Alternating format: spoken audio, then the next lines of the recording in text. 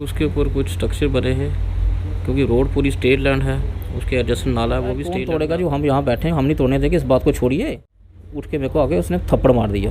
वो भी क्वार्टर में अकेला था, उसने सोचा शायद मर्डर भी हो जाए। सीधा अटैम्प्ट टू मर्डर की बात है जी।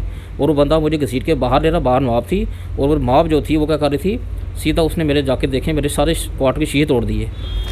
कल सुंदरबनी में जिस तरह से तहसीलदार सुंदरबनी पर हमला हुआ और उसके बाद सब ने वो तस्वीरें देखी और इस वक्त तहसीलदार रविशंकर जो कि सुंदरबनी के तहसीलदार हैं, इस वक्त जीएमसी जम्मू की बात करें तो वहाँ पर उपचाराधीन है और हालत इनकी गंभीर है, आप देख सकते हैं। और ये भी आपको दिखाने की कोशिश करेंगे क्योंकि चेकअप इनका हो रहा है, ये फ़ाइल है और इनसे बातचीत भी हम करेंगे कि आखिर पूरा ऐसा क्या मामला हो गया कि एक तहसीलदार जो कि एक मैजिस्ट्रेट होते हैं वो ड्यूटी पर होते हैं और उनके साथ मारपीट की जाती है। और इनका कहना यह है कि इनके साथ जो मारपीट की गई है इनकी जान भी इसमें जा सकती थी।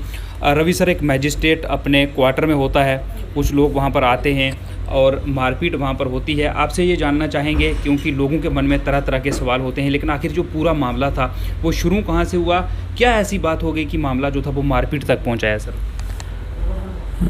ये मामला शुरुआत करें लगभग 2.5-3 महीने पहले एक एडीसी ऑफिस से ऑर्डर आया था कि जो एक इम्पॉर्टेंट रोड है म्यूनसिपैलिटी टाउन से टूवर्ड्स हॉस्पिटल सुंदरबनी, उस रोड को खाली कराना है क्योंकि उसके ऊपर कुछ स्ट्रक्चर बने हैं। क्योंकि रोड पूरी स्टेट लैंड है, उसके एडजस्टेंट नाला है वो भी स्टेट लैंड में आता है। तो उसके जो स्ट्रक्चर बने obviously they are illegal structures.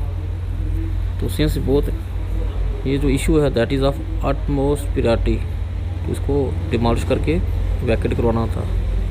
तो 3 महीने ये बात अगर देखें तो मीडिया में भी बड़ी हाईलाइट हुई थी कि चलेगा प्रशासन का पीला पंजा एंड ऑल दैट। तो इनडायरेक्टली हमने सबको इन्फॉर्म कर दिया था कि भाई जो इलीगल वो डिमॉलिश करने। उसके बाद लगभग 10-15 दिन पहले मैंने एक उसको रिमाइंडर के तौर पर एक समर भी निकाला था कंसर्न बंदों को कि भाई जो आपके स्ट्रक्चर हैं इनको आप खुद ही रिमूव कर दें तो अच्छा रहेगा। हाँ, if you have any kind of papers, कोई डॉक्यूमेंट्स हैं तो बताइए। कोई मेरे पास नहीं आता है। तो कल सुबह परसों उसने एक व्हाट्सएप भेजा और कल बंदा उसकी हार्ड कॉपी लेके मेरे पास आता है, मुझे फ़ोन करता है कि सर मैं आपके मिलना चाहता हूँ। मैं जी आइए, most welcome, because being magistrate मुझे पब्लिक को सुनना है, कोई इशू नहीं। मेरे पास आते हैं। उस टाइम मैं अपने क्वार्टर बैठ के टाइम 10 बजे लगभग ही था तो मैं चाय पी रहा था अपना, नहीं तो ऑफिस के रेडी हो रहा था। और सबसे बड़ी बात है उसने ऑफिस से इंपॉर्टेंट था हमारा डिमोलिशन का, एंड आई वाज वेटिंग कि पुलिस आ रही और मैं से डिमोलिशन करनी। तो ये शायद कहीं ना कहीं बात उनको पहुंच चुकी थी। वो बंदा मेरे पास एक स्टे ले आता है, उस स्टे पे लिखा है केस लिस्टेड ऑन फलानी date, issue notice to the respondents till the next date of hearing, status quo to be maintain. बस ये 3 लाइन लिखी हुई है। उसमें कोई जिक्र नहीं किया किस आप वो कापी अगर मेरा ऑफिस में वहाँ देख के पब्लिक को इस चीज़ आपके चैनल के माध्यम से को हाईलाइट भी करिए क्योंकि वो मिसलीड कर रहे हैं कि हमारे पास स्टे है। कोई स्टे नहीं है। जब स्टे होता है उसमें बाकायदा जिक्र होता है कि उस जो आर्डर वहाँ पर था उसमें कोई जगह का नाम मेंशन नहीं था, कोई खसरा नंबर नहीं था कि कहाँ का ये स्टे है। नो खसरा नंबर, नो लोकेशन, सिर्फ बंदे का नाम लिखा है एनिवर्सरी यूटी ऑफ J&K नादस। कोई खसरा नंबर नहीं, कोई लोकेशन नहीं, कोई कुछ नहीं। अब अगर एक आदमी अपने घर का स्टे ले आता है, ठीक है, तो उस स्टे को दिखा कर अपनी ज़मीनों पे नहीं चलेगा ना। जब भी स्टे मिलता है पर्टिकुलर चीज़ का मिलता है। स्टे का कोर्ट का एक मतलब यूँ के एक कोर्ट की तरफ से एक किसी को एक रिलीफ होता है कि इमीडिएटली उसके स्ट्रक्चर को ना तोड़ा जाए, उसको पहले सुना जाए। यही बात है। ये बातचीत तो वहाँ पर चल रही थी काफ़ी स्मूथली, पहले ये बातचीत हुई तो उसके बाद ऐसा क्या हुआ कि मामला मारपीट तक आ गया? उसी पॉइंट पे आ रहा हूँ। तो ये जब स्टे दिखाया मैंने पढ़ के, मैं भाई जी जिस किसी वकील साहब ने स्टे दिया उन्होंने आपको मिसलीड किया है, ये स्टे वैलिड नहीं है। चलो मैं लॉ उतना नहीं जानता बट सिंस हमारे रोज़ ऐसे केसेस बता से ये जो स्टे है ये वैलिड नहीं है तो लिहाजा स्टे नहीं चलेगा। तो फिर मैंने उस टाइम निकाला एक एडी साहब का लेटर निकाला था मुझे एक और रिमाइंडर के तौर पर, क्योंकि एक तो 3 महीने पहले सारे निकाला, उसके बाद सर हर हफ्ते बाद एक और लेटर निकालते रहे। और इस बार मेरे पास 3rd रिमाइंडर था कि भाई 3 रिमाइंडर आपको अभी तक आपने इसको एग्जीक्यूट क्यों नहीं किया। तो मैंने कॉपी में देखो एडी साहब भी परेशान है, उनका अपना ना तो मेरा पर्सनल ना एडी साहब का है, ये ऊपर से LG गवर्नेंस तक एक कंप्लेंट पहुंची हुई है तो वहाँ से आ रहा बार बार, तो इसको हमने एग्जीक्यूट करना है। उस बंदे ने क्या किया वो लेटर फॉरना, हाँ उससे पहले एक वर्ड हुआ, मैंने कहा आपका ये स्टे नहीं वैलिड, बाकी टीम आ रही है पुलिस, और ये स्ट्रक्चर आज आपका टूटना ही टूटना क्योंकि you have fail to give a suitable reply. वो कहता है कौन तोड़ेगा, जो हम यहाँ बैठे हैं हम नहीं तोड़ने देंगे, इस बात को छोड़िए।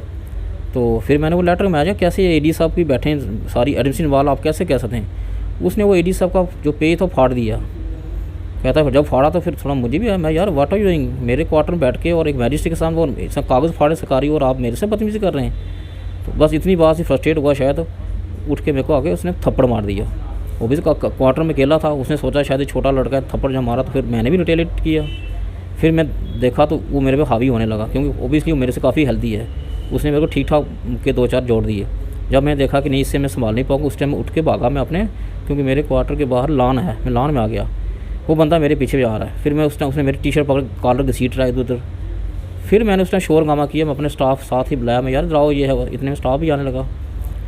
तो इतने में क्या होगा, एक बंदा उसका साथी जो बाहर कहीं खड़ा था वो भी दौड़ के आ गया, जिसका नाम बाद में पता लगा टिनी है कोई।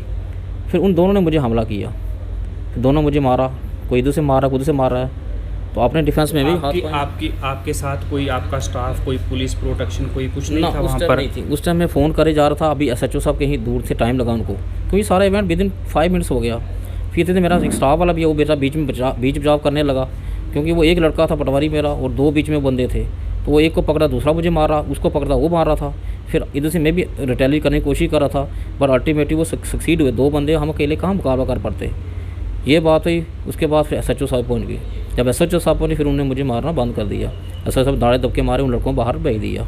फिर हम अंदर चले क्वार्टर में। थोड़ी देर पे हालांकि म्यूनसिपैलिटी एरिया के जो उस लोकेलिटी के चेयरमैन साहब आए, कुछ मौजूद बंदे आए, तो उन्होंने बात को पैचअप करने की कोशिश की। मैं कहा कोई बात नहीं, हम इससे बाद में बात करेंगे। तो अभी हमारा जो मिशन जो था डिमोलिशन का, उसको अभी हम कर लेते हैं, ये मुद्दा तो बाद में होता रहेगा। तो बेसिक मुद्दा जो मुझे शोर हो गया, उनका मुद्दा ही था कि डिमोलिशन ड्राइव को कैंसिल करना। जैसे ही हम अंदर बैठे SHO से बात कर रहे थे हम, इतने में कुछ 10 मिनट या 15 मिनट बाद देखते हैं एक लड़का डिमी, जिसको निकनेम है, असली नाम पता लगा देवेंद्र कुमार है, और वहाँ DK वाइन शॉप है, उसका ओनर है। वो आता है 3-4 बंदे लेकर, उसने सीधा मुझ पर हमला किया। अब किसी तेज़ तरह चीज़ के साथ उसने मेरे सर पे हमला किया, जिससे मेरे कट लगे, 3 टांके लगे। उस वक्त SHO साहब वहीं पर थे, मौके पर थे, मेरे सामने थे। अगर वो ना होते, उसी टाइम SHO जंप किया और मेरे ऊपर आ गए। जब मेरे ऊपर गिरे तो उससे क्या होगा, उनको भी चोटें आई। अगर वो मेरे ऊपर ना आते, कुदरती बात है, उन्होंने मेरे पे हमला कर देना था 3-4 बंदे, और शायद मेरा मर्डर भी हो जाता। ये सीधा अटैम्प्ट टू मर्डर की बात है जी। और वो बंदा मुझे घसीट के बाहर ले रहा, बाहर नवाब थी, और वो नवाब जो थी वो क्या कर रही थी, सीधा उसने मेरे जाके देखे, मेरे सारे क्वार्टर के शीशे तोड़ दिए, पथराव करना शुरू कर दिया। फिर उस टाइम पुलिस और बाहर उन्होंने शायद लाठी चार्ज किया या कैसे किया, उन्हें रोक कंट्रोल किया। और नवाब को स्टिकर करने का कौन था, मैं रिपीट करता हूँ, राकेश शर्मा जो BJP मंडल प्रधान है, और एक है ये कुलदीप मनहास। ये हमेशा आप देखो, पहले भी 14 इवेंट हुआ, पहले मेरे खिलाफ चौक बंदा उसमें एक्टिव हैं, क्योंकि ये बंदे ऐसे हैं। ये क्या आपको लगता है कि जो ईमानदार एक ऑफिसर की आपकी छवि है, जी लोग जानते हैं, जी सर, क्या उसका खामियाजा आपको भुगतना पड़ा कि आप एक दबाव बनाया गया कि इस अतिक्रमण विरोधी अभियान को रोक दिया जाए? जब आप नहीं झुके तो आप पर हमला कर दिया गया कि किसी तरह से इस ड्राइव को रोका जाए? श्योरली सर, देखिए अगर ऑनेस्टी की बात करें तो मैं कोशिश कर रहा हूँ अपनी ड्यूटी से। मैं नहीं कहूँ मेरे से ज़्यादा और भी बड़े ऑनेस्ट बंदे होंगे, और ऑनेस्टी के साथ साथ मेरे में एक चीज़ है, वो है अपराइट स्टेटस। मैंने कभी जहाँ गलत है तो मैंने नहीं किया। अब गवर्नमेंट की प्राइम लैंड अगर हमें ऑर्डर है, डायरेक्शन है, उसको रिट्रीव करना तो करना ही करना है, उसमें नहीं अपनी ड्यूटी, ये छोटे मोटे हमलों से डरने वाले नहीं हैं हम।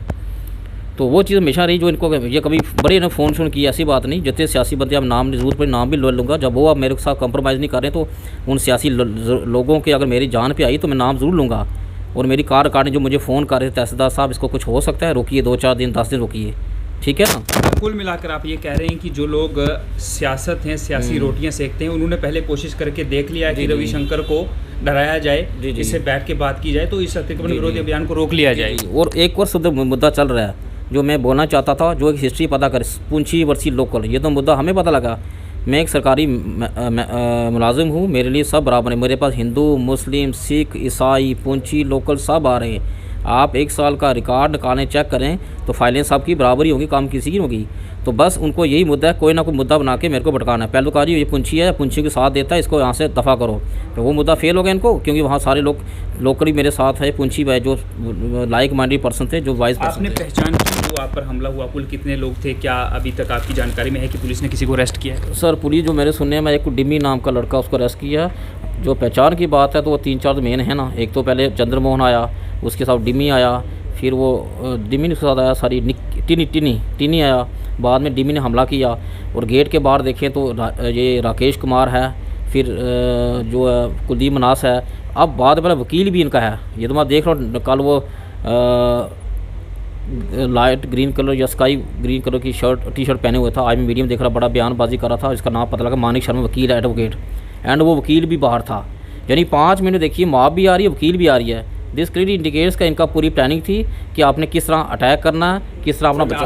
आखिरी सवाल आपसे करूंगा, जो आपके हाई ऑफिशियल्स हैं उनसे आपकी बातचीत हुई होगी, जो भी मामला था, स्टे था नहीं था, जो ड्राइव वहाँ पर होनी थी नहीं होनी थी, लेकिन एक मैजिस्ट्रेट को उसके क्वार्टर में आकर अगर इस तरह से उस पर हमले होंगे तो आम लोग कहाँ से सेफ़ होंगे। और जो सरकार कह रही है कि सरकारी ज़मीनों पर जिन लोगों ने कब्जे किए हैं वो छुड़ाए जाएंगे, तो वो कब्जे कैसे छुड़ेंगे? अगर आपके हाई ऑफिशियल्स देख रहे हैं तो किस तरह की मांग आप करना चाहेंगे? मांग सर सिंपली, चलो एक मैं थैंक्स टू करता हूँ हाई कोर्ट को, जिन्होंने एक बड़ा अच्छा ऑर्डर पास किया, जो हमारी सरकार की करोड़ों अरबों रुपए की जो ज़मीन लोगों ने फ्री में हड़प ली थी, तो उसने एक ऑर्डर निकाला उसको रिट्रीव किया जाए, और उसी ऑर्डर को इम्प्लीमेंटेशन करने में हायर अथॉरिटीज़ ऑर्डर टाइम तो दे रही हैं और हम भी हेल्प कर रहे हैं, बट कहीं ना कहीं हम थोड़ा सा हेल्पलेस फील करते हैं। रीज़न बीइंग कि हर तहसील के अंडर एक सपोज एक SHO साहब हैं, उनके पास 8-10 बंदे, या थोड़ी नफरी लिमिटेड होती है, तो दैट इज़ नॉट इनफ कि पूरी लैंड को रिट्रीव करिए। तो मेरा यही हायर से रिक्वेस्ट है कि इसलिए स्पेशली 1000-2000 जो बंदों की एक तरह की एक नफरी तैयार की जाए, जिसका स्पेशल काम ही हो कि तहसील वाइज को जो खाली करना, यानी एक तहसील के हवाले कर दी और नफरी 20 दिन के लिए, महीने के लिए पूरा लैंड खाली हो जाएगी, क्योंकि 1000-2000 बंदा किसी जगह गुजरेगा तो ऑब्वियसली जितने भी लैंड ग्रैबर्स हैं वो कुछ नहीं कर पाएंगे। तो बाकी यही मेरा लास्ट में कहूँगा, जो मेरा अप्रोच स्टैंड था, मैंने किसी सियासी बंदे फ़ोन नहीं सुना, किसी को उल्टे पुल्टे जो मतलब वेग जो स्टे थे, जब मैंने उनको नहीं माना, ये उसी अपराइट का नतीजा जिन्होंने मुझे हमला किया, उनकी पूरी कोशिश जमालशू ड्राइव को रोका जाएगा, एंड दे फेल्ड। बहुत बहुत शुक्रिया सर, धन्यवाद। ये हैं रविशंकर, जो कि तहसीलदार सुंदरबनी है, और इस वक्त GMC की बात करें तो वहाँ पर उपचाराधीन हैं। इनका कहना है कि इन्हें सियासी लोगों ने बड़े फ़ोन किए कि इस ड्राइव को रोका जाए, लेकिन जब ये दबाव में नहीं आए और उसके बाद कुछ लोग वहाँ पर पहुँचते हैं, बातचीत होती है, जब ये नहीं मानते कि इसे नहीं रोका जाएगा, इन पर हमला होता है। फ़िलहाल पुलिस ने मामला दर्ज कर लिया है, कुछ लोगों की पहचान है, लेकिन कुछ लोग ऐसे हैं जिनकी अभी पहचान नहीं हो पाई है, और वो सियासी लोग हैं। सियासी लोगों का वहाँ पर क्या काम था? अगर बातचीत थी तो एक आदमी या एक इंसान से हो रही थी, क्या ये प्री प्लानिंग थी? क्या प्लानिंग करके इन पर एक अटैक किया गया है? और जो लोग ज़मीनों पर कब्जा करके बैठे हुए हैं, और वो लोग ये चाहते हैं कि उनकी ज़मीनों को ना छुड़ाया जाए, और वो गुंडागर्दी करेंगे, और वो सोचेंगे कि हमारी ज़मीनें गुंडागर्दी से बच जाएं, लेकिन ये कह रहे हैं कि ऐसा नहीं होगा। हौसले अभी भी बुलंद हैं।